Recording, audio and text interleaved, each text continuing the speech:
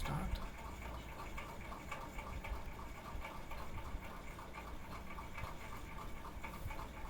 Yeah. So in this session, I'm not going to explain everything. So I'll just go on explain what we have seen so far, right? So yeah, more or less what are the things that we have discussed, and in last half an hour, we will talk, or last 15 minutes, we will just have a brief discussion on the characterization techniques. Okay, so what else we do to understand these things, right? Now, moving on to, yeah, so everything starts with the dimensionality. So starting from dimensionality, we define our nanomaterials in different scales. So on the term of the nanoscale, so the nanoscale ranges from 1 nanometer to 100 nanometers. So we all know this.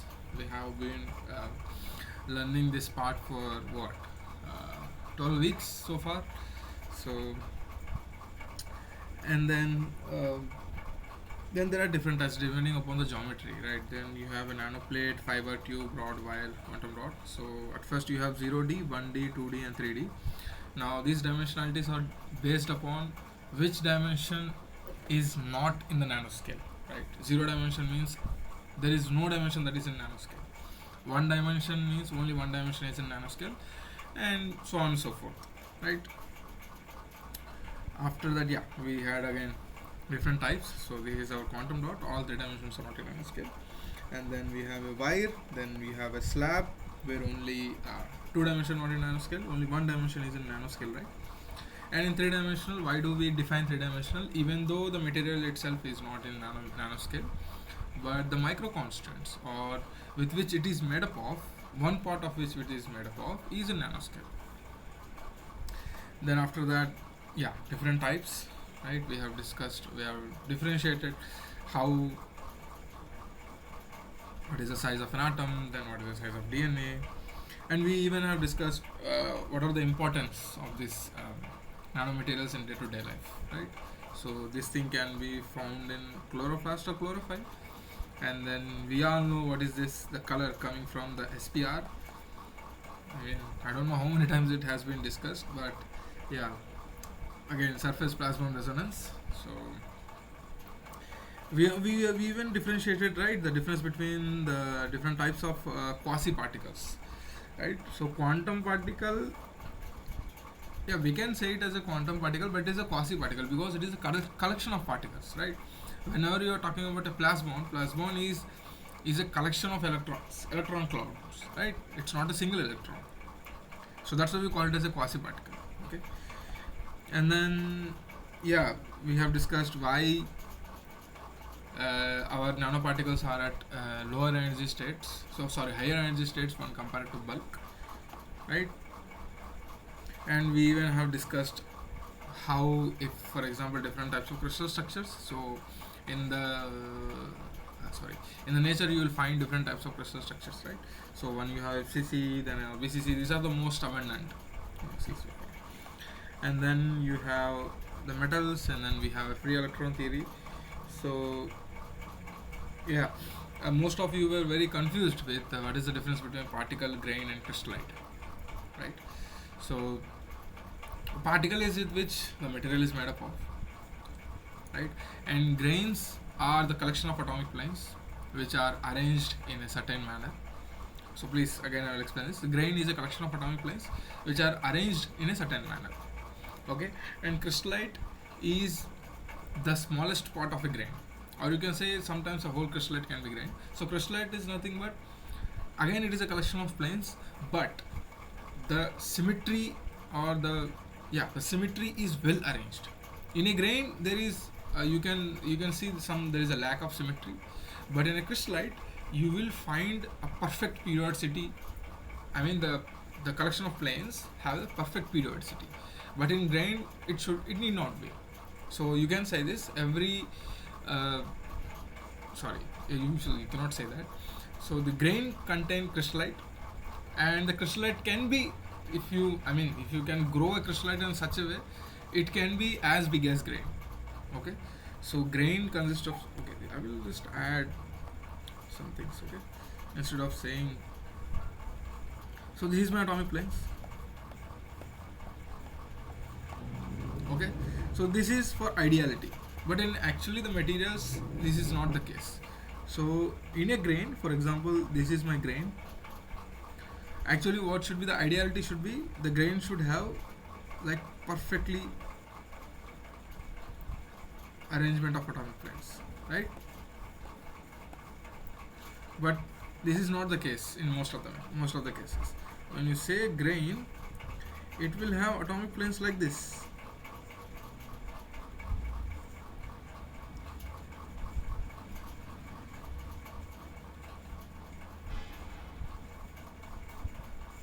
And if I take certain part here, like these guys, if I take only certain parts, see in this region it is perfectly periodic. So this is how my crystallites are made of when compared to grain, right? You can see still the planes are facing having a 110 direction or 100 any direction. They are all facing upwards, but still in them also there is some periodicity missing. And if you consider that periodicity, then there is a term called crystallite. That's all. And if you take a particle, the particle consists of so many types of grains, number of grains. And a particle even may contain a single grain. It depends upon how small your particle is, right? So a particle may be a grain. If you are talking about nanomaterials or nanocrystalline grains, you can have nanocrystalline grains in a material itself, in a big material. But if you make a nanoparticle so small, then you will have only single grain. That will become your grain, a particle itself, right? So yeah. Again, there is in diffraction there is this another term. It is a for crystallite. The one you can in physically you can explain this as crystallite is a collection of atomic planes with a perfect periodicity, right? And with a perfect periodicity and symmetry, right? And in terms of diffraction, you can say it is it considered as a coherently scattering domain, right? So you can say that you can say it as a coherently scattering domain, rather than saying it will make more sense if you are talking about in more like diffraction way. If you say it is a coherently scattering domain, okay, then it will make more sense. Again, see, we have been discussing this from day one actually. So surface plasma resonance is nothing but the collection of electrons on the surface when they resonate with the light particles, right? And the resonation happens because of that permittivity term, right? So yeah, and we have discussed how nanoparticle will react with the size of the nanoparticle depends upon the SPR, right? Which color is being emitted. And then we have discussed about this blown shell, why it is very strong, because it has a layers of this carbon layers and protein layers, that's why it is strong. And then we have magnetotectic bacteria, how it knows where it is depending upon how it is going to like align itself to its magnetic field. So that is about that. See, we have discussed here, it cannot live on the surface, it cannot live on the bottom, it should be on at a certain point on the sea. And how it can know, it can know only upon this magnetic field. And in class 12 we have discussed this, the angle of dip, and we are talking about the magnetic fields of earth, right? The angle of dip, angle of rate. So from there it's just more physical way for magnetotectic bacteria to understand. But for us there is this term called angle of dip. That means how much the earth magnetic field is being dipped. Okay. So that is one thing. And we have discussed then the different superparamagnetism, right? So how the superparamagnetism affects your what is superparamagnetism actually? The superparamagnetism is nothing but it acts as a paramagnetic material, but it is very sensitive to the temperature, right? So paramagnetic materials are nothing but the spins do not interact. The same goes for superparamagnetism, spins do not interact, And the next thing is they are very sensitive to the temperature. So that's why we call it as superparamagnetism. And they do not have M, magnetic remanence, so MR, magnetization. So that is one thing. And then we went to how the fraction of surface atoms, if the fraction of surface atoms increases, the dimensionality of the material decreases. It is straightforward. I hope there is no need for the discussion. Okay. And then we have discussed the single domain, multi-domain, and there is this critical size where your coercivity is max, and then you came to superparamagnetism. Right, so these things we have discussed many times, right? The superparamagnetism, how your BH curve is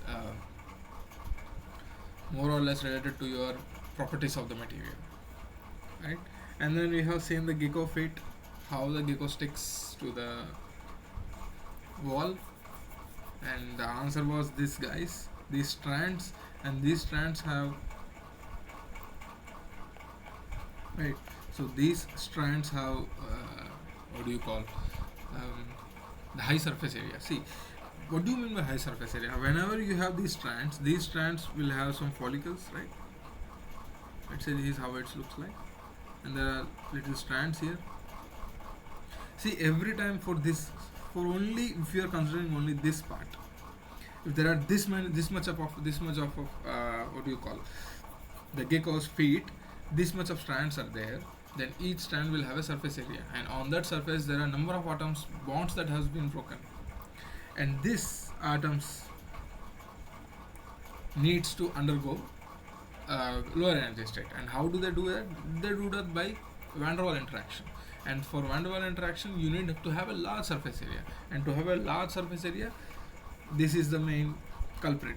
The more the number of strands, the more will be the surface area. The more will be the surface area, the more number of atoms needs to be satisfied. The more the number of atoms are there, the higher will be the van der Waals interaction. The higher the van der Waals interaction, the better the sticking property you can get. So that's how the gecko gets the sticking property to any surface. Yeah, and then I have explained this, right? How when you break down the solid, the more surface area comes out, and how the your what do you call, the ground state energy will start increasing from E0 to E1. Right, so yeah, the total energy of the system, now the total energy of the system has been increased. Why? Because the more number of atoms are coming onto the surface, the more they can see the light, so that's why. Now yeah, so whenever you have any system, that system will have a dielectric. Whenever some light interacts with it, you have a complex dielectric, so it will have a real part and imaginary part. And for surface plasmons to happen, the imaginary part should get more positive, so then you have this effect. Again, this is not very much related, it's just I have explained why this, mathematically how this comes from. Okay, so physically we know how surface plasma happens, but mathematically it comes from the imaginary part of your dielectric complex dielectric constant. Okay, and then we have discussed the density of states. So density of states are nothing but the density of states is defined as the probable number of states per unit volume where the electron can sit or occupy an energy state, right? Yeah, and for the density of states derivation, you need to understand the real space and reciprocal space. So if you have an x, and in the reciprocal space it will become the vector, the momentum vector. So that's how it is. Yeah, and for two-dimensional materials, we have derived how the density of states look like. So this is how it states. So 4 pi k square dk. And I will not discuss this because I have derived this in many sessions, right? 2 to 3 sessions I have derived this part. Okay, so that was all about the session 1 we have discussed. Now moving on to session 1 and session 2 were not much different, right? The same thing was discussed in session 2 also. So let's move on to the session 3. Okay, so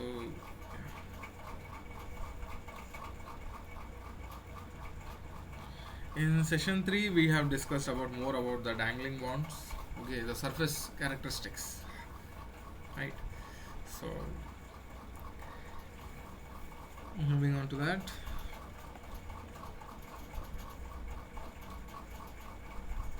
Yeah, this is the activation energy. Whenever you want to have a chemical reaction or any type of reaction, you need to pass through some activation energy, then only it will happen. So this we called as activation barrier, right? Let's keep it red. Activation energy barrier. Then yeah, this is again we have discussed how the total energy of the system gets more and more when you try to increase your surface atoms. See, at first we have only 50 to 120 surface atoms, then 120 bulk atoms. Then bulk you have 50,000 surface atoms and 10 times 9 times the surface atoms, right? So this is how the energy value goes on increasing, because whenever we are talking about bulk, see, whenever we are talking about bulk, the bulk atom, the bulk atomic the bulk, the number of atoms in bulk are so large, it shuns this energy part. Okay, it shuns this 50,000 atoms which have higher energy, right? But when you are talking about nanoparticle, the number of atoms in surface and bulk are so comparable, you cannot neglect the the energy of the 50 atoms which have a higher energy when compared to the bulk atoms, right? So that's how you have a bit higher energy when compared to the bulk. See, that's what we have proved here. Okay, because people always they try to discuss why the surface of the energy of the atoms are low, why the energy of the nanoparticles is higher when compared to bulk atoms, because nobody explained, right? They think because it was very straightforward, but still I thought maybe explaining it will be very much useful for you. So yeah, the surface atoms, bulk atoms, this part, and then we came to the surface energy part, right?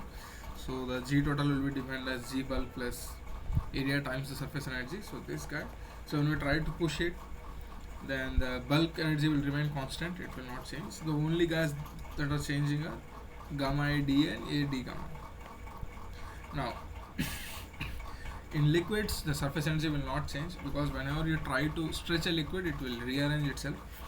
So this guy will be 0. That's why the dG by dA will be straightforward to surface energy. But in solids, it is not the case. Whenever you try to stretch a solid, it will store energy. So that's why your gamma will continuously change. Yeah, so that's how we have seen it. The surface energy will not change. The surface energy, sorry, will change with respect to the area, because we are trying to stretch the surface of the solid. So it has a completely different values whenever you try to stretch it. So surface energy will keep on changing. Okay, now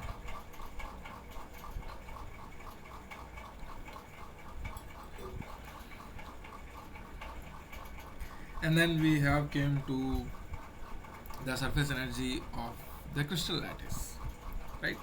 So we try to explain it by taking a simple cubic. First we need to understand, to find the surface energy of anything, we first need to understand what are the parameters dictating it. Now here, when I am talking about the surface energy of a crystal lattice, we are talking about number of bonds lost, right? So we need to write the number of, first we need to understand what is the number of bonds an atom can have. Metallic bonds, I am talking about metallic bonds. So number of metallic bonds an atom can have inside a crystal lattice. So for example, if it is a coordination number of 6, then it will be 6 times each bond energy by 2 times Avogadro number will be equals to your melting energy, right? And if you want to find out the bond energy of each atom, you just have to shift n and 6 by 2 there, so it will be 3 will go there. So that's it. That means the number 3 will define your coordination number by 2. You can take it like that. Okay. And then we came to yeah, then we have derived the surface energy, number of atoms, number of bonds that has been lost times delta H of one bond. Then we substituted it and we finally got this value, right? And for this, the number of, for example, if I cut the surface from one side, so if I cut this 100 plate, then you need to understand, see, you need to visualize this, right? So how many bonds will lost, you need to visualize, or you cannot answer. Okay. And we have defined, yeah, Weis zone law. From this we have defined the Weis zone law, right? So the Weis zone law gives you the equilibrium. Weis zone law actually gives you the equilibrium shape of the particle, but how do we get physically get that? You get that by plotting the surface energy at a different angles, right, at different directions, and whichever has a minimum cusp like this, that will give you the surface. Now again we have derived out this part, and this is a bit easy, just you have to go through this lecture if you have any doubts in future.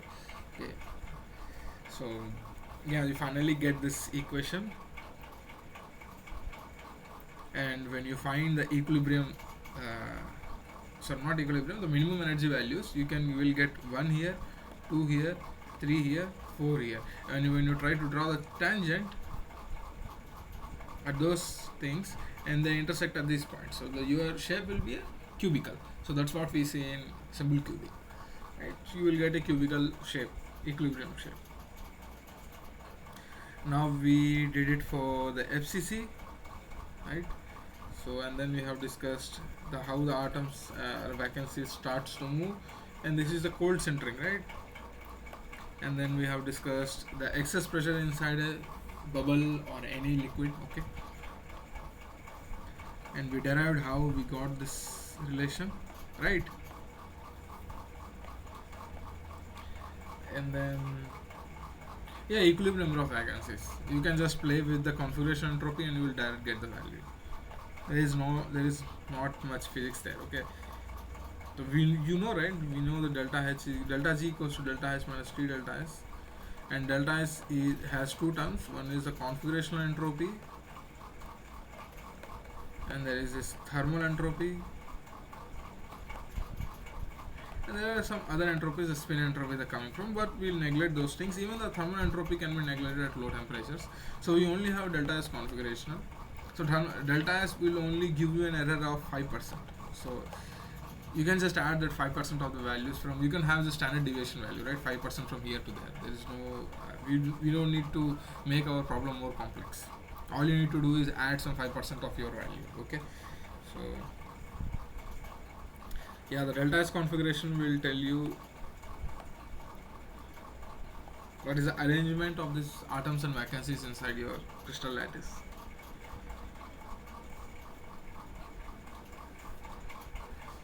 And from there we derived the mole fraction of vacancies from here to here. So then you see,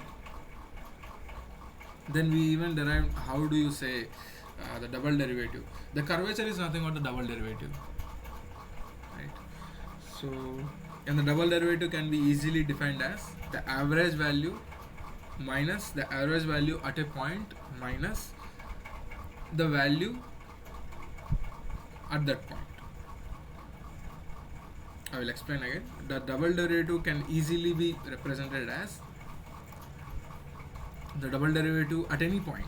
So for example, if I have a function f of x and the double derivative at a point, right? So for example, if this is my function, okay, this is some random function f of x. If I want to find the double derivative at this point, let's say f double dash of x at x equals to some x1, okay? Let's take two neighboring points, okay? Now if you want to find the double derivative, instead of doing any differentiation, all you need to do is just, after some approximation which I have explained, okay, so all you have to do is just take the average values of the neighbor of the neighboring points. So if this is my point, I have to find a double derivative. Then my neighboring points are these two guys. Then I have to take average of this, the neighboring 2 points, minus the value of the function at that point. Will tell you the curvature or double derivative. Okay, so that's how you will have for concave you have positive curvature, and for convex you have a negative curvature. And it is mostly a three-dimensional case. Okay, it's not two-dimensional, because in two-dimensional you cannot just say it like that. Okay, so convex and concave shapes can only be defined. Yeah. So we were discussing how there is no echo, right? Yeah, there is no echo. Okay, so let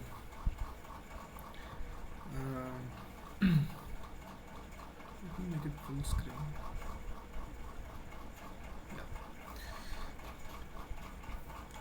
So for to do that, we need to find the double derivative, and I have discussed, right. So we normally do it for the three dimension, because whenever you see a powder particle being cold centering, let me write it clearly. So this is my powder particle before. Now my powder particles will look like this.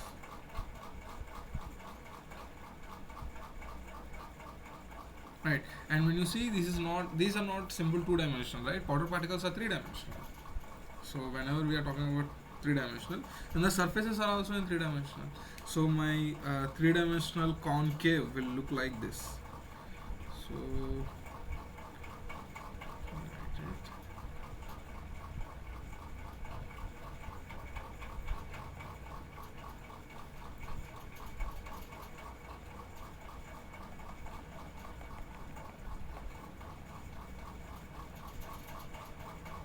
this is how my concavity look like.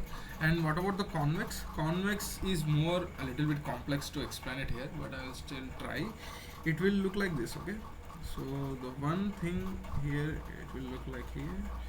So instead I will draw the same manner. Okay, both the concave and convex, I will try to write it in the same manner. People can understand more.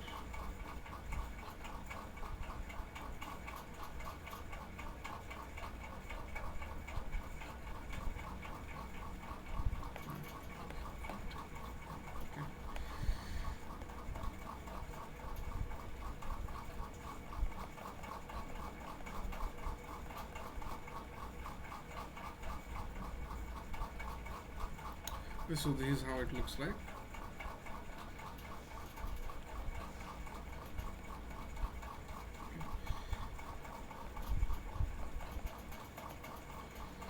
So it's more concave. Now complex plane will look like this. So more or less.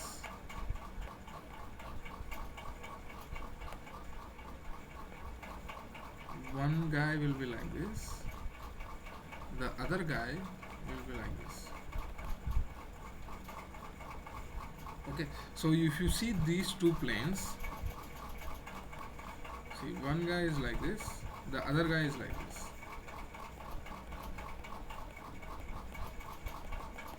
But here it's not the case. Here the one guy will be like this, the other guy will be like this. So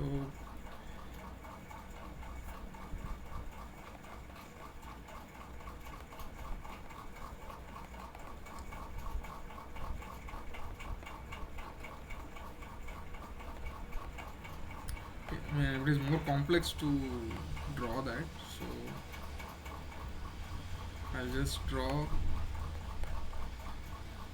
the lines. Okay, only the lines itself.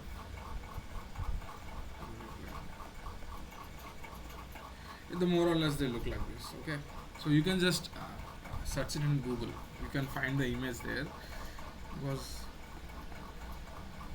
I couldn't find it in a hurry, so you can just see it there. Okay, yeah, I mean it should more or less look like this. Okay? So this is one guy, and the next guy will look like this. Yeah, this is more related, because here you have a convex, but here you will have a concave. Yeah. This will be more suitable to explain. You will have both type of curvatures here.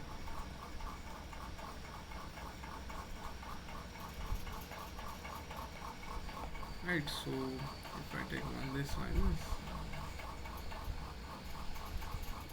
okay, and for the next guy, it should be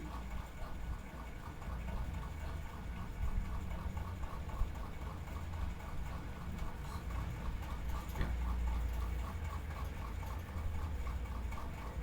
So we have this type of curvature, but this guy will have a bit different, okay, because it is concave upward.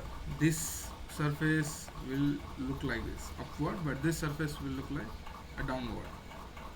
Here the both are downward, but this guy is upward. So that is the main difference in three dimensionality when we talk about convex and concave surfaces. Okay, I cannot show in 2D images. It is best shown in more like, if I guess most of us use the Desmos, right? The Desmos is a graphing calculator which can be, you can do it online. It's online also. All you have to is represent, give the functions. If you can give first function as convex function and the second function as concave function, and if you try to overlap it, there is this option in the Desmos calculator to overlap the graphs. Then you can see how the convex shapes and concave shapes will be looked in a three-dimensional perspective. Okay, yeah, that is about more or less about this guy. Now moving on to session 4, right? Yeah, and we came here to the three. Yeah, we discussed here the Wolf diagram, surface energy of atomic planes, thermodynamics part. I mean, only mostly a bit of thermodynamics here. Yeah, this is the HRTM. This is the high resolution TM done in IIT Kanpur. Not IIT Kanpur, it is done at somewhere else, but it is a HRTM. But used is the Titan, the company that produces the high resolution TMs. Okay, so here we have defined our mole fraction of vacancies, how the bulk and total will vary. And then we came to the atomic density of planes, and we all know how to calculate the atomic density of planes, the number of atoms divided by surface area of that plane. It's just the density, area density. That means the number of anything, the particles, number of particles divided by the surface area. That will give atomic density. Right. And this is for this is for FCC. And for FCC we have used 110 plane. This is 110 plane, and this is the 111 plane. And to find the effective number of atoms, we did, right. All we have to do, the corner atom is shared by 4 other square lattices, but the edge center is only shared by 2. So 4 divided by 1 by 4 will be 1. 4 divided by 1 by 2, it is here only the next form plane will be sharing here. So it is only half. 2 plus 1, it is 3. That is done. And then you came here, and then you have seen this part. So you have to find the area of this equilateral triangle, right? And we all know this is root 2a. From that you can easily find it. Right, or you can easily, right, we all know the area of the equilateral triangle is root 3 by 4a square, right? Or you can just directly substitute it. It will not matter much. And for atomic diffusion, you need to have a concentration gradient, and to have a concentration gradient, you need to have something at higher concentration and some other thing at lower concentration. Then the diffusion will be possible.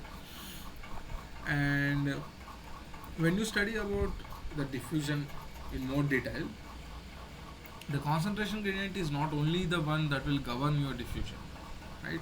Because there is this thing which we didn't discuss, because which is not much more related to our course, but there is this thing called uphill diffusion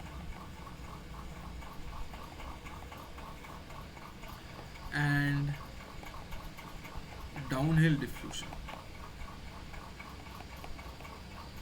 Now, what do I mean by uphill diffusion and downhill diffusion? And we all know the simple theory: whenever there is a concentration gradient, you will have your flux. The atoms what? Anything will move, right? For example, uh, there can be charge gradient, the charge will move, or if you have concentration gradient, the atoms will move. So it depends. If you have potential energy gradient, the things will fall down. So it depends on what you are having, what is the gradient you are having. It is very, very humble and simple equation, but it is not viable at every point. What do I mean by that? And downhill diffusion is nothing but this simple one. So whenever you have something at higher concentration C1, and suppose you have a lower concentration C2, the atoms will come from C1 to C2, and it will follow the path until both will get an equal concentration of C0. Right? So we see it every day, in everyday life. Whenever you try to use an atomizer, right? So people use atomizers in perfumes also. If you use your perfume in one room, and in that room the perfume molecules are, the concentration is very high, and when you open the door, the molecules will flow from the room to the outside, because there is zero concentration there, right? So that's why the molecules will move. But what about the uphill diffusion? Uphill diffusion, the name itself suggests, the atoms go from lower concentration to higher concentration, which is against what we normally see, right? Because normally we see atoms move from higher concentration to lower concentration. But what is the deal with this guy? Now we are seeing some downhill to uphill, right? So this shouldn't be physically possible. I mean, logically it shouldn't be possible. Physically it is possible actually. Logically it shouldn't possible. And where it happens? So for example, let's say you have an alloy. For example, if I take gamma, okay? We all know, we all have studied Fe3C phase diagram. I mean, metallurgists mostly, you will see a simple phase diagram like this.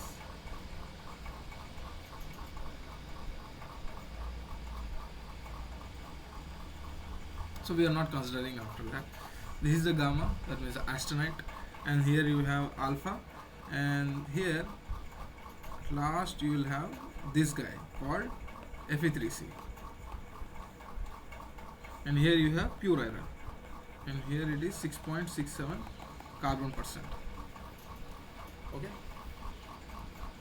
and you will have Fe3C. So whenever here you will have only single phase, you only have a gamma, and gamma is mostly my FCC. Let's say I am at this composition C0. Let's say it is 0.18 weight percent carbon. So 0.18 weight percent is my carbon. Okay, that is also good. Now what happens whenever you try to cool your gamma?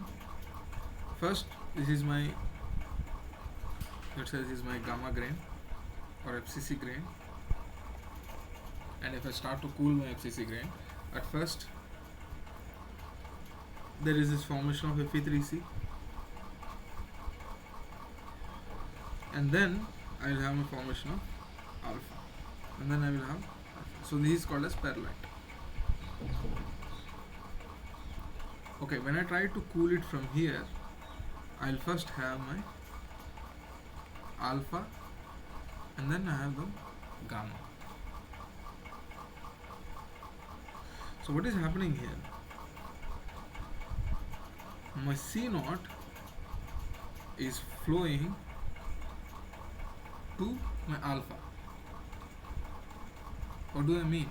That means someone is getting getting leaner in C, but the other guy is getting richer in C.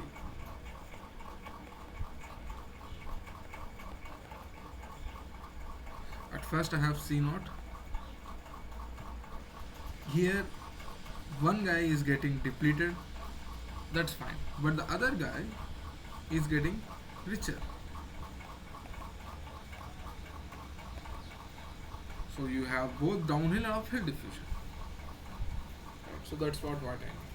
So in uphill diffusion, more the atoms will get richer and richer, but in downhill diffusion, the atom will try to attain a equilibrium state between your highest and lowest concentration.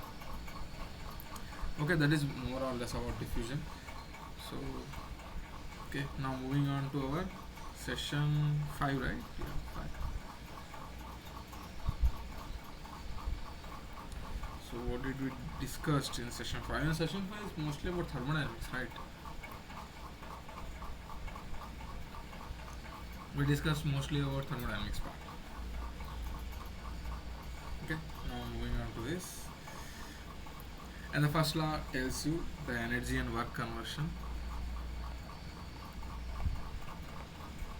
Let's use. So it tells about energy and work conversion, and to satisfy this energy work conversion, so you need some other term, and that term is called as the internal energy term.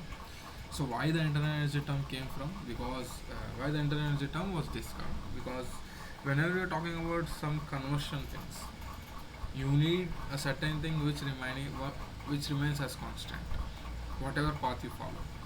So for example, we can extract work from a system even if you don't give some energy to that system. Okay, so for example, if I am talking about adiabatic process, adiabatic process name itself suggests there is no transfer or coming or going, right? There is no transfer of energy between the surrounding and the system. So you are not supplying energy, or the system is giving you the energy, right? But still you can get some work from this system.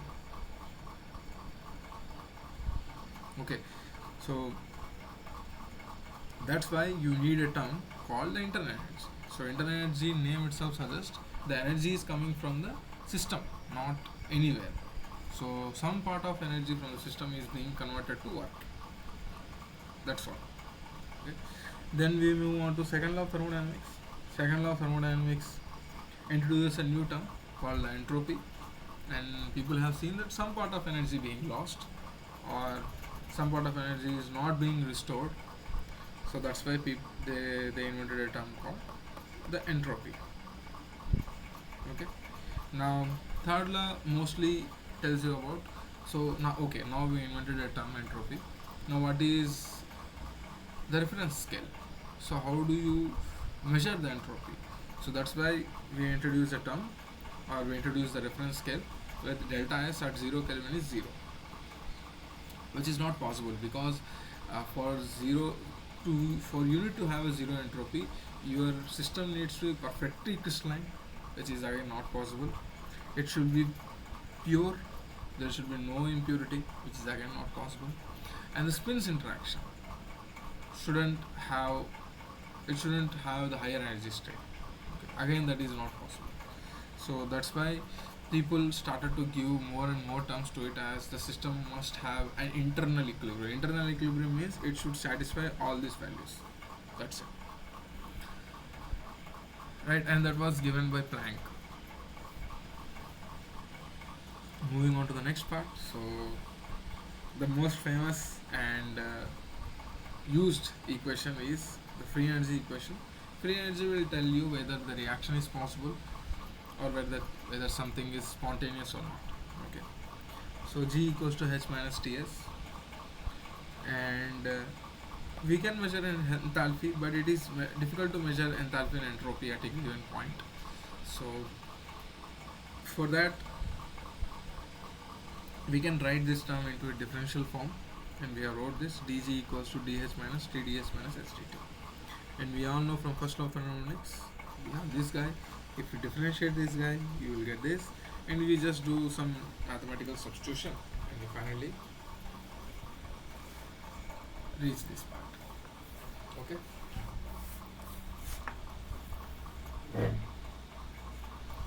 Now, after that, we went to the term called. See, it is easy whenever you are trying to do a closed system.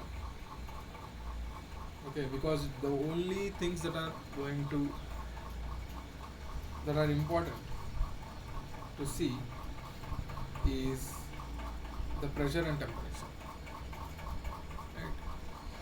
Nothing else apart from that. And which is easy. All you need to is a thermometer and the pressure bar. Okay, so it is quite easy to measure that. But when you have an open system name itself suggests the matter is continuously shared between system and surrounding. And to measure that, we introduced a term called chemical potential. So chemical potential is a more or less tells you about the concentration gradient, or more or less tells you about the free energy change. Right? So chemical potential, name itself suggests, it tells you about the potential gradient or the change in free energy whenever you add some species to your system, whether it is a solute or it may be a solvent. Now, and so free energy can be written as mu I Ni plus mu J Nj if you have two components.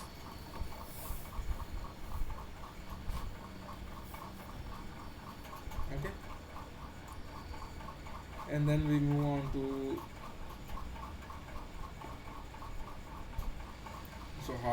this is how we have derived the chemical potential,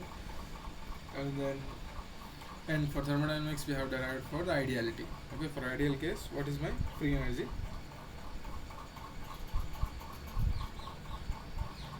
change? Right, for ideal we have defined for ideal systems what is my free energy change,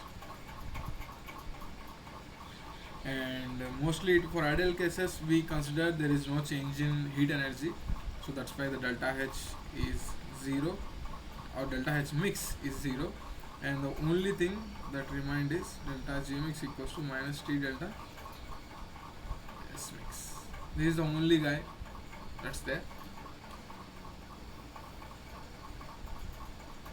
And again we said because there is no change in enthalpy, that means the temperature is constant, that means the thermal entropy is also constant, sorry, 0. It is happening at a constant temperature, right? So thermal entropy will remain 0. So only the term that is remaining is the configuration entropy, and for configuration entropy we have defined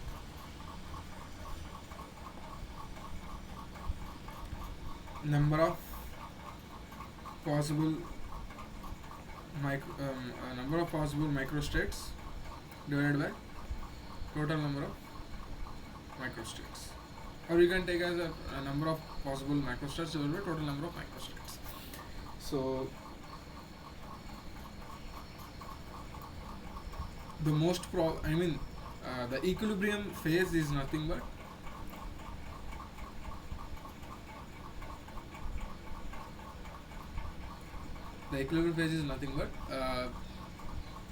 the probability of a certain macrostate is maximum, then only you can achieve that macrostate. Okay, now to do that we have defined delta, this is the relation we have defined. It's more about the arrangement of atoms, right?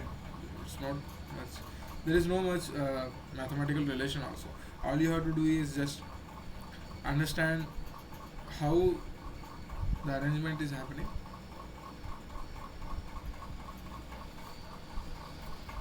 and then you can easily do it. Okay, so you finally have your relation. This is the Boltzmann statistic relation. delta S equals to R ln K, and K can be taken from this guy. So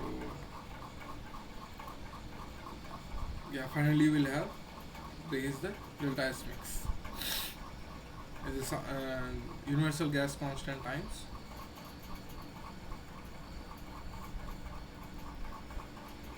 XA ln XA plus XB ln XB.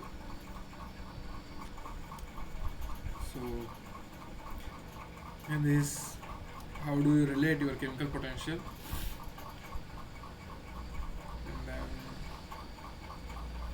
see, I'm not going to discuss this part because these parts are very easy to derive also. Okay, so, and then, yeah, how your where this? Okay, so we were deriving for. Oh, okay. So how your mole fraction, or you can say how the composition of a nanoparticle will change with respect to how the phase diagram of the system will change with respect to the size of the nanoparticle. So that's what we did here so far. Okay.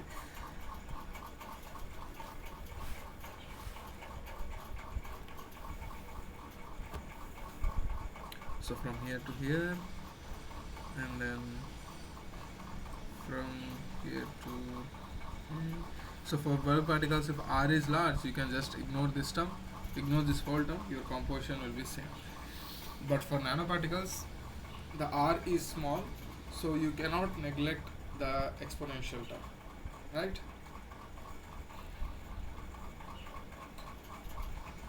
So your composition will continuously change if I am talking about this guy, right? So moving on to the next one. So variation of the nanoparticles radius will rapidly change with your composition. Okay. Now next part is about the melting point, right? Yeah, it is straightforward.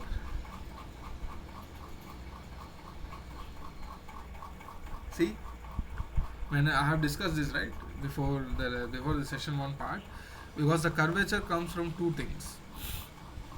That's why I have written C1 by R1 plus C2 by R2. For convex, it is just C1, the R will be the same, so C1 plus C2 by R, which can be written as C by R. So that's why we directly write it here. For a sphere, right? Because the sphere surface more or less looks like this.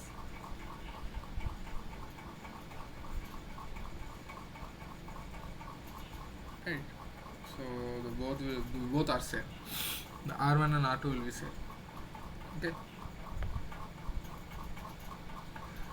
Yeah, and whenever two systems are at equilibrium, for example, if this is my solid and it starts melting on the surface, then my alpha and beta are at equilibrium. Then we know dg will be written as v alpha dp alpha s alpha dt. Then we have written vb dp beta sb dt beta, and the change in pressure between these guys, right? So that is equals to this guy. So finally we will get the relation like this. Then you will have, it is straightforward. Whenever you have less number of atoms, then you need less energy to melt. So that's why your melting point will decrease. This is just a correlation. Okay, that's all about the session 5. Let's move on to session 6.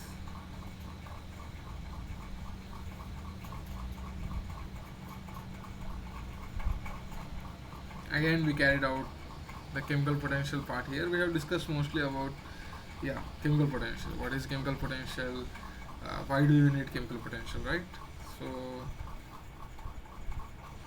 chemical potential will tell you about, even it will also tell you about the activity of the solution.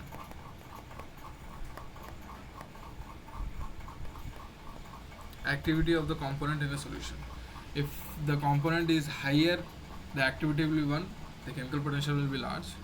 So that system will try to come to a lower state, and that's how the activity of the components will decrease. Now we again did the derivation for the chemical potential relation. After that, we came to the Gibbs-Duhem equation. Right, we have discussed how the Gibbs-Duhem equation is very helpful when you know the activity of one component and if you want to find the activity of the other component. Okay. So this is for non-ideal solutions. This is for regular solutions, right? Where the delta H mix, yeah, there will be no delta V mix. There is no change in volume because let's say the alpha and beta, the A atoms and B atoms have same volume, atomic volume. Okay, I mean not the same, maybe comparable atomic volume.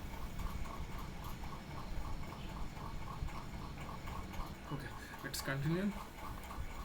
Yeah, my mic is working. Okay, so then we have went for the regular solutions. In regular solutions, we have to introduce the delta H mix also because we cannot neglect the delta H mix. So if we consider the delta H mix, then you will have the internal energy, thus the P beta. So let's say iron nickel, we are introducing nickel cobalt system, and because they have not very drastic change in atomic size, but they have approximately similar atomic size. So then we can neglect this delta V mix term. Then we only have to consider the delta U mix, which is the internal energy, which is coming from the bond energy. So delta U mix can be defined as the bond formation or breaking. Okay. So quasi-chemical model, we can use that, and there we have discussed the probability of XA times XB, which will give you what is the probability of finding AB type of bond, and then times the number of atomic AB type of bonds into the Avogadro number into the coordination number. This is straightforward, right? These two terms, Avogadro and coordination number. Okay. Now, how do you get the PAB? PAB can be easily get from quasi-chemical model. You can refer to the previous lectures where I have explained before because it is simple. Right? Even you can refer to the NPTEL course itself where this term is derived. It is just straightforward. There is no need for go for explanation there, and then you will finally get an extra term of this guy. Right. So this is the extra term. You can just divide this term into two parts, just like I have did here. So you multiply it with 1. Again, the result will be same. 1 is equals to XA plus XB. Then you multiply this XA and XB, and you take XB as a common. Then you will have the term. Okay. So that is about that. And then coming to Gibbs-Duhem equation, then we have used how to derive the chemical potential, right? So this thing will not be discussed. And from there we try to derive our activity. Right, so this is the first time we have introduced our activity. Activity equals to mole fraction if we are considering the ideal solution. This is the Raoult's law. And then, yeah, these are all simple, right? I guess I don't need to explain these things. And this is the Henry's law. It is only for dilute solutions. And then how nanoparticle size will affect the composition. Again, this part we have discussed this again. Yeah. So in different, I guess, derivation. Okay. So yeah, it's quite easy, right? You need not to have to hit your head here. So this is the final G bulk plus surface energy. So final will be equals to bulk. If you're talking about bulk, then mu A Na when r equals to infinite, mu B and B when r equals to infinite plus gamma A. So if I differentiate it with Na, then it will be mu A minus mu B r equals to there, and I will have this term.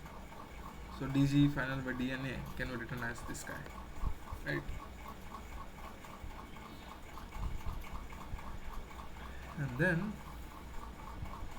you will have, all you have to do is just take the crossout terms and you will finally end up with this relation. And then yeah, then you have to do the approximation for dilute. What is my XA, what will be my XB, which is for case 1. And yeah, these are the different types, and this is for a single phase. And what happens if you have dual phase? If you have dual phase, you have again other set of correlations. These are the assignment problem, right? Assignment problems that sir has told do it. Again, I have derived it because some people find it difficult because I have got mails to derive this part. Okay, so that's why I did, and this is the final one. I guess this was the last lecture for the thermodynamics, right? So moving on to session 7. Yeah, now we are coming towards the nanoparticles. See, whenever we mostly discussed after this session, we mostly discussed about the properties. You have thermal properties, mechanical properties, electrical properties, magnetic properties, and acoustic properties. And we have said that acoustic properties are not very much important because the acoustic properties means you are considering the sound wave, right? And sound waves can range from few centimeters, meters to few microns. And whenever I'm talking about microns to meters, our nanoparticles do not lie there, right? So if I'm talking about microns to kilometers, nanoparticles lies below microns. So the acoustic properties comes here.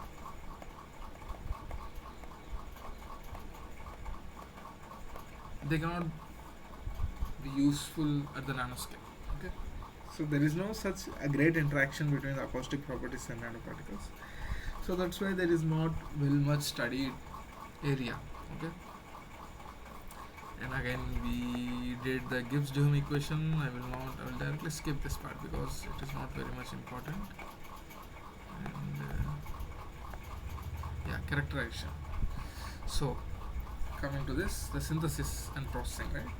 So for synthesis and nanoprocessing, we use the first process we discussed was inert gas condensation to produce nanoparticles. Okay, you can produce nanoparticles from metals, polymers, ceramics, not polymers, the ceramics, and you can even have a crystalline amorphous nanoparticles also.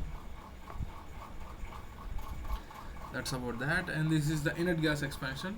It takes what do you call it? The Joule-Thomson effect. Okay, the inert gas expansion, the rapid cooling, right? And then you came to sonication. So this is the only part where you use the acoustic waves, okay, to produce the nanoparticles, but not to alter the properties. I mean, to alter the properties of nanoparticles, right? It's to produce the nanoparticles. So there is a sonochemical process, and we described in great detail, right? How you do the evaporation, condensation, how you will form the gas bubbles. Actually, how the compression expansion will make you to form the gas bubbles, right? So we discussed this in great detail, and how the hotspots are created, and how this hotspot will lead to your chemical reaction, right? And then you have a solid process. This is the most studied process also. So after that, you will do the adding surfactant emulsion things, right? Network like structure. So followed by the liquid inside circle will start over. Okay, this is all the same thing. You can just have a brief review. Okay, this is not the things that needs to be discussed. 1D and 2D nanomaterials. 1D, yeah, this is for self-assembly, right? This is mostly for self-assembly. Again, it's not very much important. And again, you have this electrochemical way of producing the surface films. And to avoid this touching of anode to cathode, we use the pulsating voltage. Again, this is not a big one. And the most important and used process to produce nanoparticles are PVD and CVD. PVD name itself suggests use the physical properties to make the vapor, and chemical CVD means you do some chemical reactions for the vapor deposition. Okay.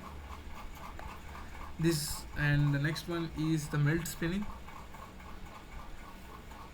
So you melt it, you pour it on a drum, and you cast it. That one way. And the other way is to do the rapid heating and rapid cooling. Rapid cooling will produce the nanocrystals. So this is the three-dimensional nanomaterials, right? This is more about the three-dimensionality. And then you have foil beating. It's more crude way of doing forming a thin sheets, right? This is only applicable for gold or silver because they are more malleable when compared to other particles or elements. And then you have extrusion. Extrusion is mostly related to metal forming process, where you draw a material with a very high amount of force. Okay, so in this you will have the directionality of the grains. Okay, directionality of grains is nothing but you will have the grains along. I mean, not oriented in only one direction. That is a drawing direction. And because they are elongated in such a way that the thickness will reach below the nano range. In the nano range, will fall in the nano range. So that's why we consider it as a three-dimensional nanomaterials. Yeah, and these are the different types of extrusion. When you do the extrusion part, you need to have a curved surface, or you will have this dead zone where the material gets accumulated here. This is not the requirement. We all know, right? It's not even in metallic flow, even in fluid flow. Whenever you have spaces like this, you will have a great turbulence here. But you will not have turbulence here. You have a smooth streamline here compared to this guy. Right.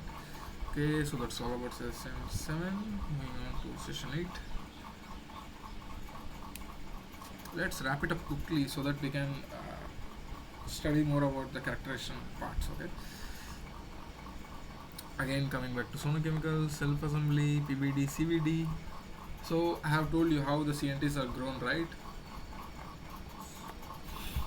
And then rapid solidification, then the extrusion, and then we discussed about spark plasma sintering,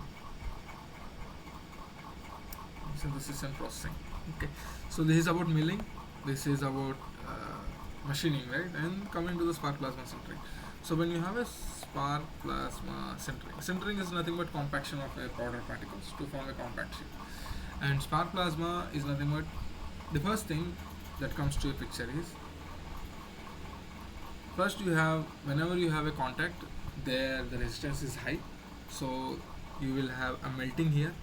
And then not only from that, because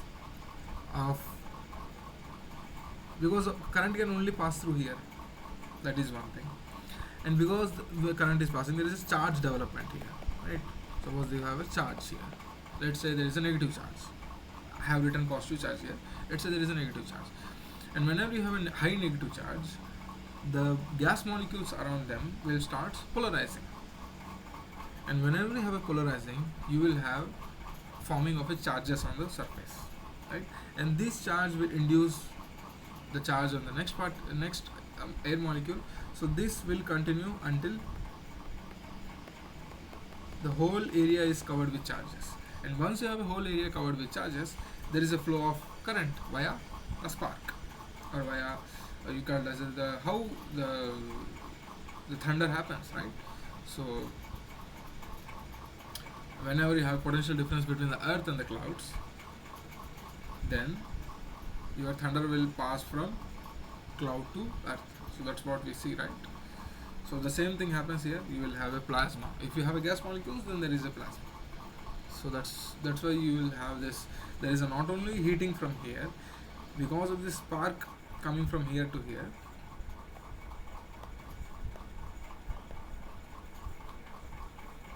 You can even have the melting from these sides also. So that is one good thing about the spark plasma center.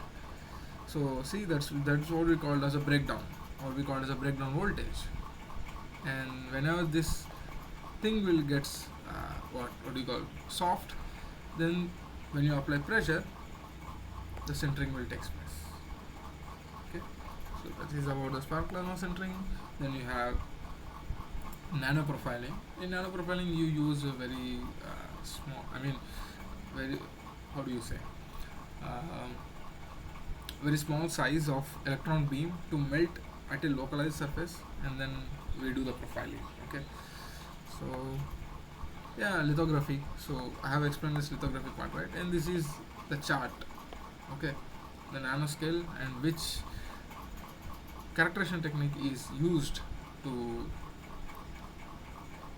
or sorry, which not characterization technique, which process, forming process is used to form your nanoparticles, nanowires, or bulk particles. Okay, these are the different techniques that we use to form different types of nanoparticles. Okay, whether it is a 1D, 2D, or 0D. Right now, coming to the mechanical properties of the materials. This is the first type of properties that we have discussed. So mechanical properties of materials, we discussed stress strain relations, hardness, effect of temperature. We didn't discuss much about this. So yeah, we only discussed on these two parts. The the best method to understand the mechanical properties of any material is to do the tensile test. Tensile test, compressive test, or shear testing. So these three are like, first one is the tensile testing, compressive test, and the torsion test. These three techniques will tell you very much about any material. Okay. Yeah, and we define our stress as a second rank tensor, right? Because it has two things. One is the shear stress, and one is the normal stress, and there is the shear stress. So that's why we define stress as a second rank tensor. Okay. So because it has two components at any surface, at any point. Okay. So yeah, and this is our simple and humble stress strain curve. And for that you need a sample of a cylindrical, and we mostly use dog bone shape, right? So dog bone shape actually looks like this. Okay. So you apply force on both sides, then you deform a material. At first you will have a necking, and then you will have fracture. Okay, so you have your plastic curves. Okay, so there is not much that we can important here. So you can refer this session again if you want. So this is from here to here we give a flow curve. So flow curve can be given as stress will be equals to constant times strain to the exponential factor. And there are different regions. This is the elastic region, this is the plastic region, and this is the yield point where the yielding starts to happen, from where the yielding starts to happen. So that's why we call it as an yield point. And then we have a maximum load, or UTS, ultimate tensile strength. It is a maximum load that can be applied on a material without going fracture. And these are the ideal cases. This is perfectly plastic, this is perfectly elastic, and this is for metals. You normally actually see for metals. Okay. And this is the hardness test, this is the Brenner hardness test, and this is the Rockwell hardness test. And why we have different types of hardness tests? Because it depends upon what is the hardness of your material. See, your hardness can lie between steels and polymers. Your material hardness can lie between steel and graphite, or your material hardness can lie between graphite and diamond. So that's why you have different types of hardness tests. Okay. And then we have discussed the Hall pitch correlation. How do you define, or how do you derive the Hall pitch correlation? Okay. So yeah, and there is also inverse Hall pitch correlation for the nanomaterials or nanoparticles. Okay. So I will not explain this part. Moving on to the session 9.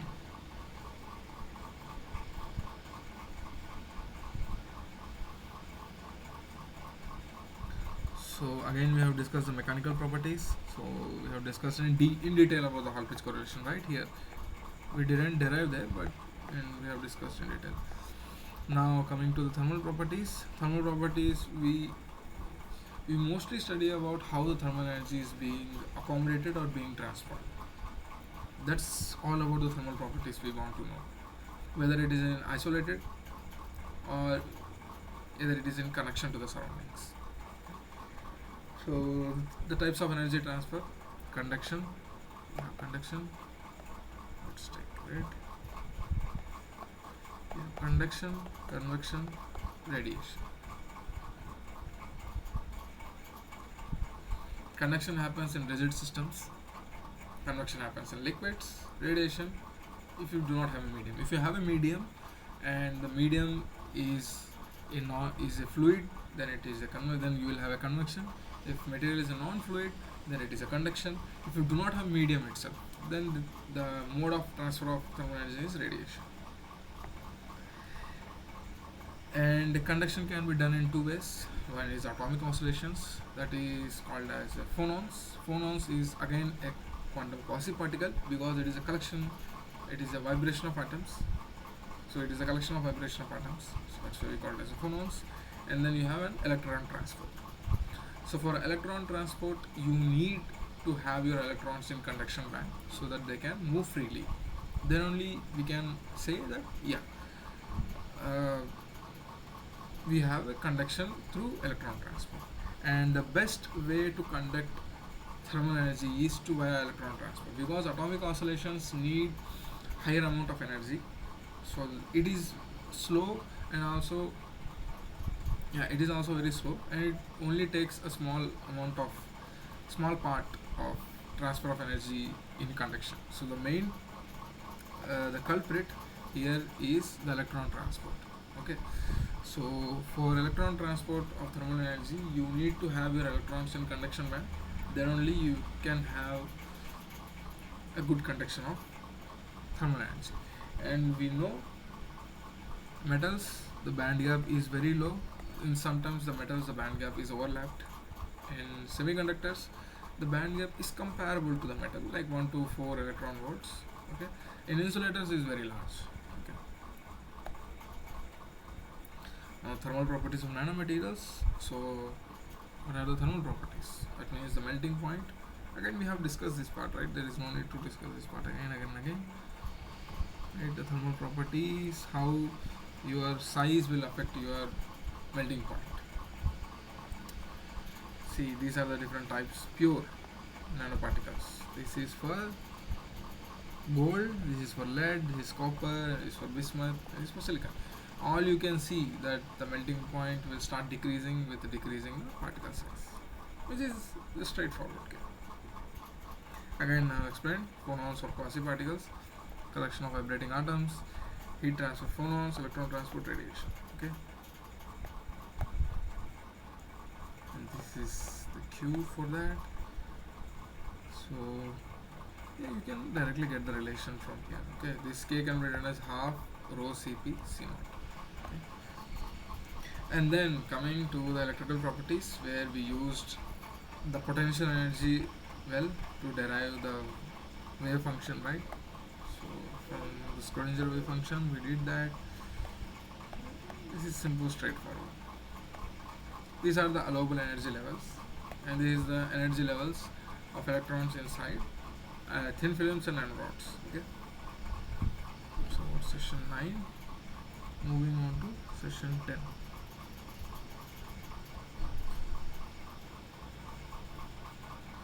So what did we discuss here? Yeah, like quantum confinement. We all know what is quantum confinement, because whenever you do not have matter after some distance, then the electrons will see the quantum confinement, right? Confinement is nothing but the restricting something in some small space, right? The same goes for electron also. If you do not have a continuous medium of material, the electron will feel like it is trapped inside a small space. And when it is trapped inside some small space, it can only have certain energy levels. So that's what mostly about quantum confinement. This is for the derivation of psi of x, right? Okay, and then these are the allowable energy levels, and the overlap and degenerate states, and this is the valence band and conduction band. I have explained this. So now how do you distinguish between the metals and semiconductors? By only what do you call? Well, if you know the relation between the resistance and temperature of both metals and semiconductors, how do you distinguish them? Why are these two guys? Why are these two graphs? No. So yeah, when it is all about Fourier transform, right? When you have a psi of x and you do the Fourier transform, you will omit the momentum operator. This thing we have studied in 12th class, so hope there is no need for the discussion. This is for sine of x. Okay, this is mostly for density of states, right? So yeah, again this is also density of states. Now we come into the magnetism. So whenever we talk about the magnetism, we introduce three terms. One is the magnetic flux density, magnetic induction, magnetization. Magnetization is coming from the system. Magnetic field intensity is coming from some external source, and magnetic flux density, it is a combined effect of H plus M. That's it. When you combine H and M, you will get B. That's all. And how do you get M? The magnetization. It comes from two parts. One is from orbital magnetic moment, that is this guy, and another part is from spin magnetic moment. Okay. So this is the Landau factor. Okay, this is 2.02 for spin. This is how you have spins. Okay. So and every type of material will have diamagnetism, because it is an inherent property. You cannot avoid that. And if spins do not interact, then spins will give magnetization. If the spins do not interact, then you have your paramagnetism. And if the spins interact, then you will have ferromagnetism. And there is another called molecular orbital theory. From there also you will get your magnetization. Okay. Now paramagnetic materials, those spins are not interacting with each other. So we have defined for each spin the energy will be UB times B. And this is the number of spins facing upwards. This is the suppression factor or the integration factor. You can take it any name. And then you do the simple math and you find the total magnetization. You will arrive at this guy. And we all know B equals to mu naught times H plus M. And there is this relation between the susceptibility, right? The magnetization, applied magnetic field will give the relation of susceptibility. Okay. So B equals to mu naught H equals to B by mu naught. Then if you substitute this guy here, you will directly have a relation of susceptibility is inversely proportional to temperature, and this is called the Curie's law. Okay. So simply susceptibility is equal to C by T. And the next thing we discuss, the most basic characterization technique of any magnetic material is MH curve. Okay, so you apply magnetic field, you measure the magnetization, and from there we divided two types of materials: the soft magnetic materials, the hard magnetic materials. The soft magnetic materials are those materials where you can easily change its magnetization from 0 to maximum value or maximum value to 0. But for hard, it is different case. You need more energy to change its magnetization. That's it. That's the difference between the two types of magnetic materials. Okay. Coming to session 11. Here we mostly discussed about the magnetic moments and the electrical properties, right? So here we have discussed LS coupling, LL coupling, because it is mostly important in your magnetic materials. Okay. So LS coupling will happen in D block elements, and LL coupling will happen in F block elements. It is mostly because of screening of electrons, because an F block has so many of electrons, right? Now moving on to and the total magnetic moment or quantum magnetic number comes from this L and S overlapping. Okay, combined effect of L and S overlapping. These are the possible values, and in these possible values, each electron will have a certain value. So, and we know that how we normally see that the iron has a magnetic moment of 4 mu b, which should be the ideal case, but when you measure it practically, it is not. And why? Because it is depending on the density of states. Okay. So, and then we came to, these are all simple terms. Okay. So yeah, this is the magnetization, remanence, coercivity things, right? So, and then yeah, this is the paramagnetism, super paramagnetism. The difference I have explained, right? So M will have a direct interaction with H. There is a strong reaction, but here you have weak reaction. There is strong reaction to the temperature. Here you have weak reaction to the temperature. Okay, so that's about this. And yeah, how this is how I have explained how the coercivity will depend upon grain size, and the grain size in turns depend upon the domains. Okay. So now coming to the magnetic properties, and this is the domain wall. Okay, you call it as a block wall. Okay. I mean, whenever you find domains, the spins do not directly change, drastically change from here to here. It will slightly change their rotation like this. So that's what you see here, the block wall. Okay. There is no drastic change in domains. Now coming to the optical properties. Okay, so here you have electrical band, conduction band.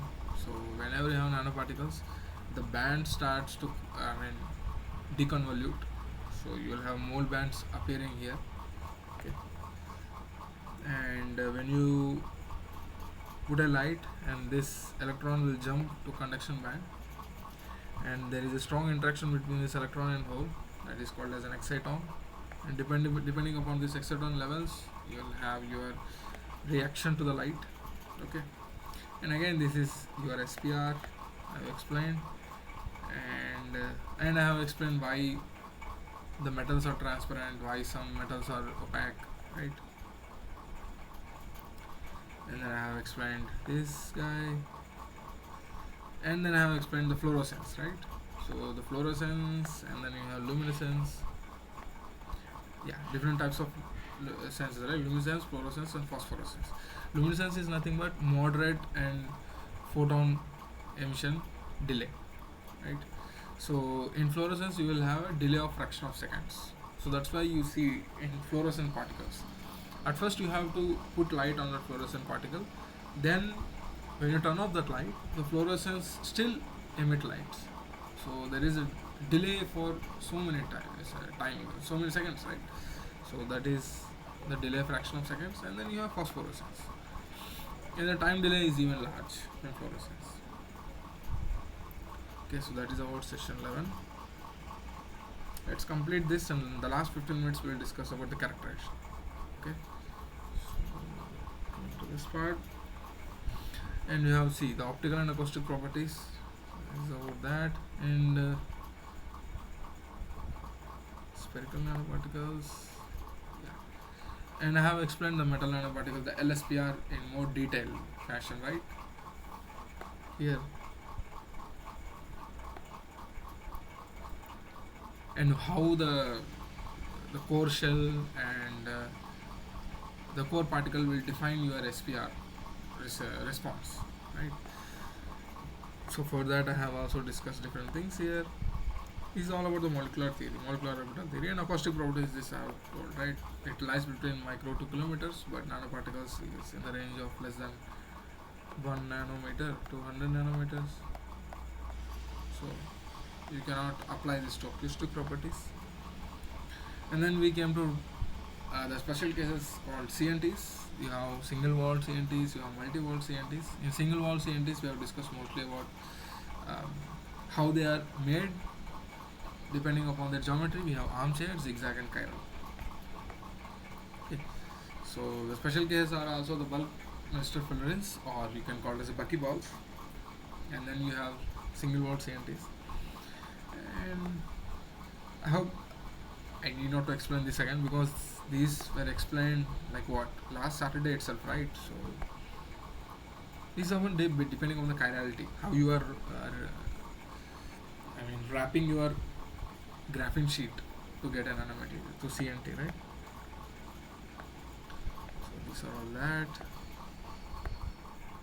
single ball and multi ball. Armchair is nothing but your n vector and your ab vector constants are equal, and if your m equals to 0, then you have zigzag, and in between them then you will have a current.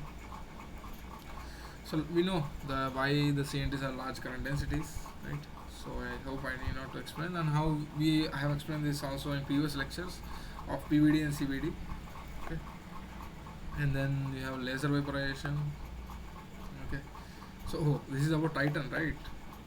The tensile stresses I have explained before, and the special cases. I mean, uses of nanomaterials in your gate and silicon electrodes. So in transistors, right? And this is about the tunneling, right? This is about quantum tunneling.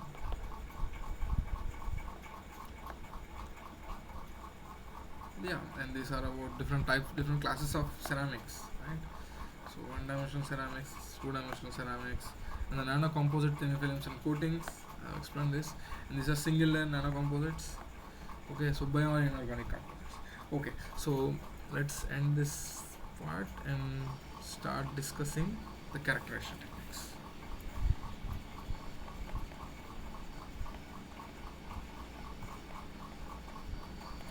Please bear with me because this thing is very useful. Okay, to once you form your nanoparticles, now how do you know? Because the nanoparticles are not visible to your eye. Okay, so at bulk it looks like a powder, very fine powder particles, but you cannot know whether they are nanoparticles or not. To do that, we do different characterization techniques. Characterization.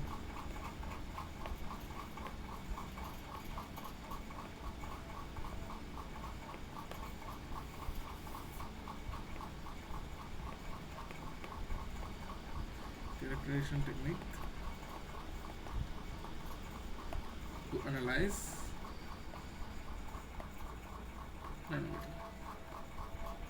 nanomaterials, let's say nanoparticles, okay? Because these are the most important one to understand. Now the first thing, whenever you try to form powder nanoparticles by milling or anything, then the first thing you need to do is to know whether the nanoparticles are formed or not. Then you will go to find its size, that is the next part. Okay? The first thing you need to do is whether my nanoparticles did form or not. Okay? Then the first thing you do is do UV-Vis, ultraviolet visible spectroscopy. So what does this do? This takes into account our surface plasmon resonance.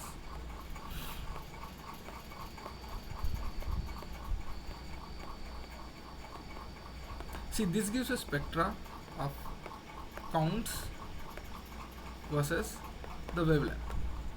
So this machine will, so for example, it takes a solution. So you just disperse, you do the sonication. When you do the sonication, you disperse your nanoparticles in ethanol or any type of solution. Then you take, so you did the sonication, right? All the nanoparticles are dispersed. Then you take some solution from the top and you dispersed in pure ethanol. What you do is, then you show light, then you show your photon. Your photon range lies from UV to visible spectrum, right? It contains whole the UV and the visible spectrum. So at different wavelengths, the machine radiates it with photons. And so for example, if we came to this is my UV region, let's say this is my visible region, this starts a visible region. So because of surface plasmon, see, whenever you form nanoparticles of different sizes, then these nanoparticles, depending upon the size, will take the frequency or the photon in the visible region and emit certain counts. Okay, so for example, at violet it has this much count, and for example this count is given by 50 nanometer size particles, and let's say my red is emitted again, and this is given by like 90 nanometer particles. So you will get an hump here. Sometimes this hump may be quite shallow, or this hump may be quite narrow also. So let's say If I have only single size of nanoparticles, then I have a very sharp hump. That's it. This means there is only a single type of single size of nanoparticles. So this is very, I mean, simple and crude way of finding whether I have a nanoparticles or not. This will directly tell you the nanoparticles have or not, because it takes the surface plasmon resonance into account. That means each size of a nanoparticle will emit certain wavelength, and this wavelength can be noted as counts. And that's why you will have a hump. And this hump is coming from different range of nanoparticles emitting different range of photons. Okay, this is one thing. Let's move on to the next one. And the next part is, what do you call that? Okay, so one is you now found out you have nanoparticles, and the next thing you need to do is, how do you measure the size of the nanoparticles?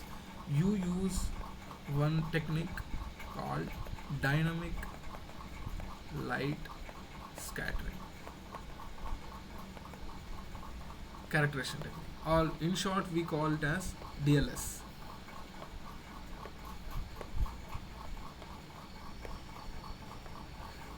DLS, and most people are confused with DRS. Okay, that is not DRS, this is DLS. DLS is different, DRS is different. Okay, so DLS is dynamic light scattering. So what do? We do the same. We disperse our nanoparticles inside a solution, then you do irradiate with some intensities. Then these light, okay, so yeah, this will be better. So now I am going to irradiate with photons, light. So this particle will do the diffraction, will do the scattering.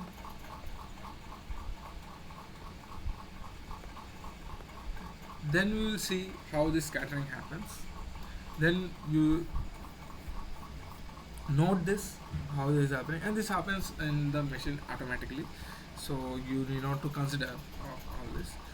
So you irradiate these particles with some light, then it has some scattering, and from that scattering you will understand what is the range of particles. So this is how you get. This is the diameter of the particle, and you will have a distribution curve.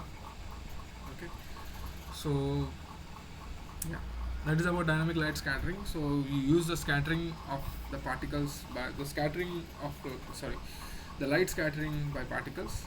From that we understand what is the size of the particles. So that is one part, to measure the size of the particles, and then now to see what is the morphology of the particles. The best way is to use TEM. TEM again is used when you want to know what is the phases, what is the phase fraction, or you can say what is inside the nanomaterial for that nanoparticle. For that you need to use TEM. So but if you want to just see the surface morphology, then the SEM, high resolution SEM, that is, we call it as a FESEM. So FESEM is nothing but, SEM is scanning electron microscope, that thing we all know, but FE is our electron gun source.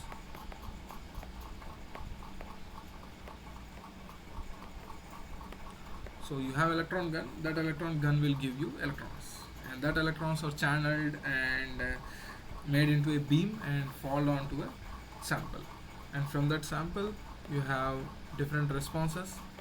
We have SE, we have BSC, backscatter electrons, secondary electrons, backscatter electrons, characteristics X-rays, and then you have current, specimen current.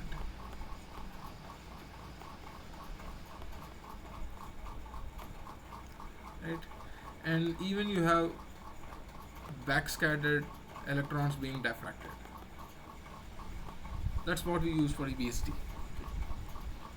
Again, that is another case. So you have SE, BSC, X-ray, photoelectrons. You even have Auger electrons, right? Auger electrons. Auger electrons, secondary electrons, backscatter electrons, characteristics X-rays, and then you have fluorescence, you have X-ray fluorescence coming from your sample.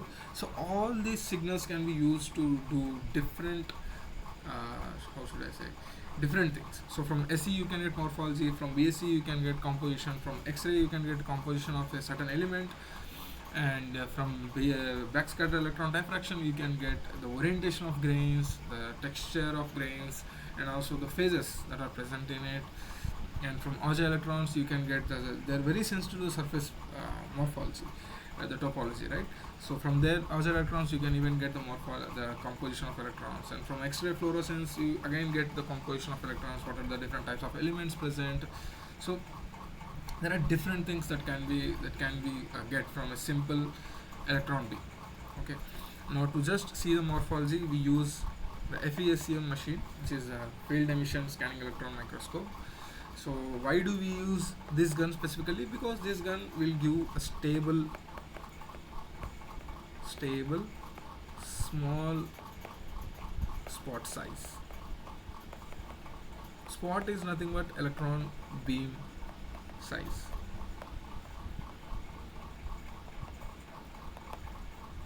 Okay, so field emission gun will give you a stable electron spot size. So, and even it can so why do not, so there is also other electron guns like tungsten, right? So we do not use tungsten because tungsten beam is very, see, it also gives you stable electron beam, but to analyze a small components like nanoparticles you need to have a very small spot size. Okay, because the smaller the spot size the better is the resolution. If you have a bigger spot size then the resolution will go down. That's what happens in our SEM, the scanning electron microscope. The tungsten source, the gun, the electron gun cannot give you a stable smaller spot size. Okay, it can give you a stable big size, a bigger spot size. Again, the tungsten electron SEM is good for analyzing the EDAX, the energy diffraction spectroscopy, to analyze the elements. But for FESM is, again, it is also good for analyzing the composition, but because the spot size cannot be bigger than tungsten, so it is good for the morphology, to understand how the morphology is there. For example, my nanoparticles, whether they are circular, jagged, or perfectly spherical, that can be understood from FESM. So FESM will gives you the better understanding when compared to morphology, when compared to the tungsten. And then the final thing we do is TEM. Now TEM itself as the transmission electron microscope, it transmits. So for example, this is my sample, the electron beam get transmitted through it, and there are different types of signals that comes from. The first thing that comes is your transmitted beam, which tell you the size of the particles. Okay, the size of the particles can be defined from it, but it is very crude. Why? Because in TM we only use a small part of the sample, but in dynamic light scattering we use a chunk part of the sample, not chunk, but relatively a large sample, right? So we know that sampling, right? Sampling, this term we people have heard. Sampling is nothing but you take some part of a material from your system. Okay, so the larger the sampling, the better will be your any type of characterization. Okay, so in TM we use only very small part of the sample. Okay, maybe for 10 to 20 nanoparticles. Okay, so you can measure the size of the nanoparticle, and whenever beam interacts, some beam gets diffracted. From diffracted beam you can measure the lattice parameters or the diffraction pattern. You get a diffraction pattern. From diffraction pattern you get the lattice parameters. Okay, and from diffraction pattern and from diffraction beam you can get the SADP, the selected area diffraction pattern. From there you measure what type of crystal lattice it is, whether it is FCC, BCC, and if it is FCC, what is my lattice parameter that can be measured. And there are many things that can be done from TM. There is also EDAX. In TM also you can get the EDAX. Okay, so EDX, sorry, it shouldn't say EDAX, energy diffraction spectroscopy. So okay, elemental composition you can get, and there is this thing called HRTM, high resolution TM. So in high resolution TM, you can, it is indirectly you are seeing the atomic planes. Okay, just like I have shown you in centering, right? The cold centering, there you can see the atomic planes, right? They are not physical atomic planes, because whatever you see in the images of TM is morely because of the diffraction. Okay, it's not a perfect image of what you see there. It is mostly the diffraction of what you, the diffraction of incident beam, the transmitted beam, and refracted beam. Okay, so that is what you see in HRTM. It's not a physical copy of your sample. Please remember that whatever you see in TM is not the physical copy. It's the interference pattern of the incident transmitted beam and diffracted beam. This thing you need to understand. Okay. So that's all about the characterization techniques. There are other characterization techniques, but these are the mostly used characterization technique to like understand the nanoparticles, the morphology, the composition, the structure, and the distribution. These four things are most common things that we do whenever we get a nanoparticle. Okay, so there are other things. So for example, if you have a charge on your nanoparticle, there is a Jetta analyzer which analyzes the potential of the nanoparticles, and it depends upon what type of property you are dealing with, right? And if you're only talking about physical properties, these are the things: dynamic light scattering for distribution, the nanoparticle distribution, morphology for SEM. To know whether the nanoparticles have formed or not, you do the UVS, which is very simple technique. And for even better understanding the structure and the other parts, we do the TM. So remember these four characterization techniques. These four techniques are very much important when we are dealing with the nanoparticles. And see, nanorods and nanofilms, they can be easily seen. Nanorods, yeah, nanorods cannot be seen, but the nanofilms can easily seen, right? So it's not seen, you cannot see the thickness, but you can see that you can touch the film itself, right? So you can touch your silicon wafer, right? That is not a big deal. But when you do the characterization of SEM, can easily tell you that thickness. You do not need to go to much more higher techniques. Yeah, you can go for TM also. TM is used to again understand the orientation of the planes and so on and so forth. So yeah, and that's all about the characterization techniques, and also that's all about today's session. If you have any doubts, you can stay. Let me end the recording.